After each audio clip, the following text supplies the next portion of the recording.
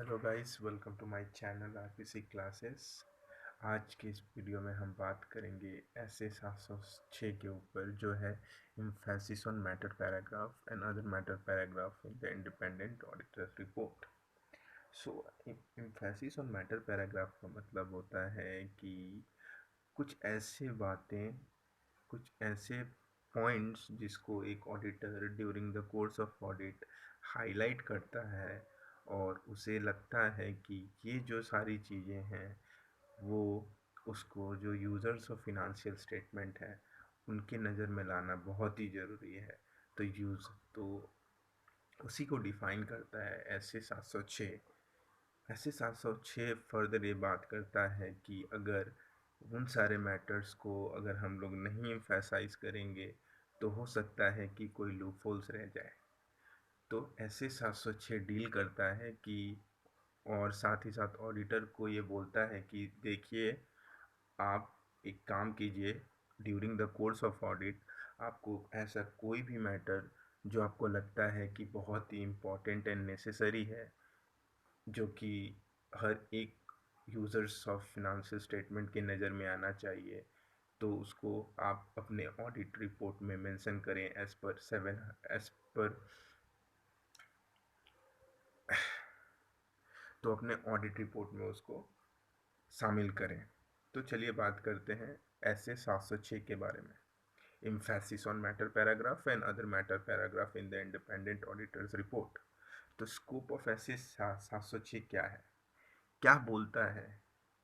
what actually this essay says about it। तो ये particular standards on auditing हमको ये बताता है कि यह एक एडिशनल कम्युनिकेशन है जो कि ऑडिटर अपने ऑडिटर्स रिपोर्ट में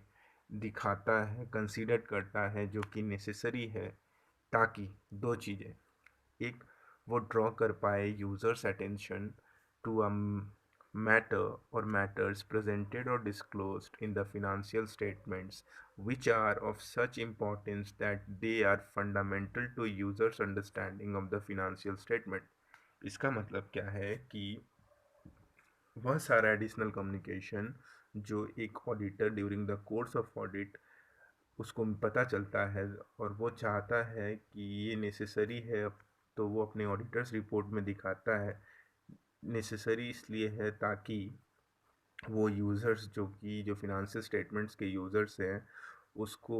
उनको इस पर्टिकुलर मैटर या मैटर्स के बारे में जो कि ऑलरेडी फिनंशियल स्टेटमेंट में डिस्क्लोज्ड है या प्रेजेंट किया गया है, ठीक है, उसके बारे में बता पाएँ और साथ ही साथ उनको ये बता पाएँ कि ये कितना इम्पोर्टेंट मैटर है या मैटर्स है जो कि यूज़र्स को समझना बहुत ही ज़रूरी है ऑफ द फिनंशियल स्टेटमेंट। दूसरा बोलता है कि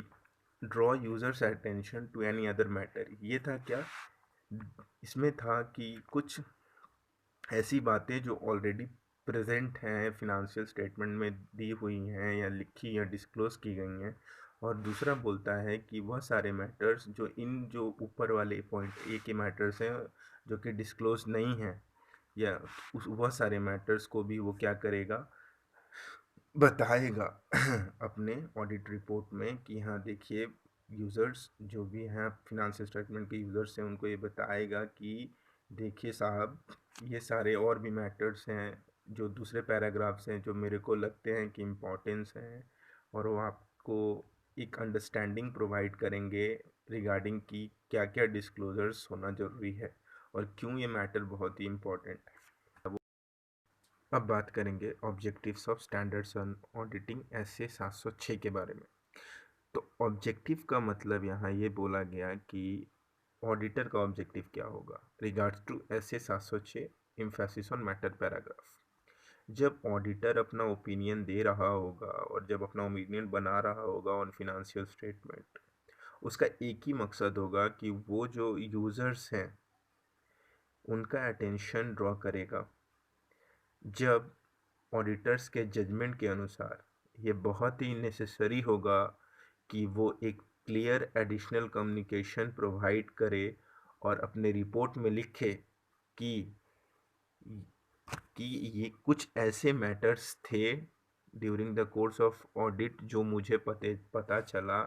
और जिसका इम्पोर्टेंस इतना है कि अगर मैं उसको कम्युनिकेट नहीं करूँगा इसे effectively with the users of the financial statement, तो वो एक लूपहोल क्रिएट कर देगा on the point of the auditor, on the part of the auditor. तो ऑडिटर क्या करेगा, वो जब अपना जजमेंट के अनुसार अपना ऑडिट रिपोर्ट में वो पर्टिकुलर एडिशनल कम्युनिकेशन को दिखाएगा। ऑडिटर्स रिपोर्ट में जो एडिशनल कम्युनिकेशन जाएगा वो किस तरीके से आएगा और किस मैटर्स पे जाएगा। पहला उस मैटर पे जाएगा जो ऑलरेडी अप्रोप्रिएटली डिस्क्लोज्ड है या फिनेंशियल स्टेटमेंट में ऑलरेडी दिखाए हुए गए हैं या दिखाया हुआ है, और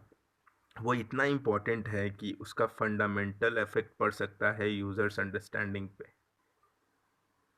दूसरा क्या है, हर वो appropriate matter, दूसरा any other matter which is relevant to users understanding of the audit and auditor's responsibility or the auditor's report। और दूसरा पॉइंट में ये बोलता है ऑब्जेक्टिव क्या है कि एक ऑडिटर हर वो दूसरा मैटर को दिखाएगा जो कि रेलिवेंट है यूजर्स के अंडरस्टैंडिंग के लिए। दूसरा ऑडिटर्स का रिस्पॉन्सिबिलिटी बनता है इसमें कि वो ऑडिटर दिखाएगा, और ऑडिटर को ये दिखाना ज़रूरी है कि उसको लगता है कि ऐसा कुछ इम्पॉर्टेंट मैटर है जो कि मैं छोड़ नहीं सकता, और वो ऑडिट अपना रिपोर्ट में दिखाएगा। और ऑडिट रिपोर्ट का वेटेज बढ़ाने के लिए उसको वो बात अपने ऑडिट रिपोर्ट में कम्युनिकेट करनी ज़रूरी है, और उस पर्टिकुलर एडिशनल इन्फॉर्मेशन को दिखाना भी उसको ज़रूरी है। तो ये था हमारा पूरा ऐसे 706 इन कंसाइज फॉर्म। एक्चुअली ऐसे 706 इम्फेसिस ऑन मैटर पैराग्राफ हमको ज़्यादा कुछ नहीं बोलता, हमको बस दो बात बोलता है कि देखो भैया, आइदर एक काम करो, तुम अगर ऑडिटर हो तो तुमको ऐसा कोई मैटर का बात पता चलता है जो कि ऑलरेडी आपका फिनेंशियल स्टेटमेंट में लिखा हुआ है या डिस्क्लोज है, अप्रोप्रिएटली प्रेजेंट किया गया है, और आपको लगता है कि वो बहुत ज़्यादा इम्पोर्टेंस रखता है टू यूजर्स अंडरस्टैंडिंग, तो आप क्या करोगे, अपने ऑडिटर्स रिपोर्ट में उसको दिखाओगे। या दूसरा बात ये कि देखो भैया जी, दूसरा आपको ऐसा कोई मैटर दिखता है जो लगता है आपको इम्पोर्टेंट है और यूजर्स के अंडरस्टैंडिंग को एक बेस प्रोवाइड करेगा, और ये आपका रिस्पॉन्सिबिलिटी बनता है कि आप उसको ऑडिटर्स रिपोर्ट में दिखाओगे, तो ये आपका हक बनता है कि आप ज़रूर दिखाएं, और आपका रिस्पॉन्सिबिलिटी है कि आप उसको दिखाएंगे, ताकि आप अपने पार्ट और अपने साइड अपने अपने तरफ से कोई लूपहोल नहीं देंगे, एक क्लियर पिक्चर अपने ऑडिटर्स रिपोर्ट में देंगे फिनेंशियल स्टेटमेंट का कि देख, these are the things which need to be communicated with the users of the financial statement, that on point of time कि भाई ये मैटर था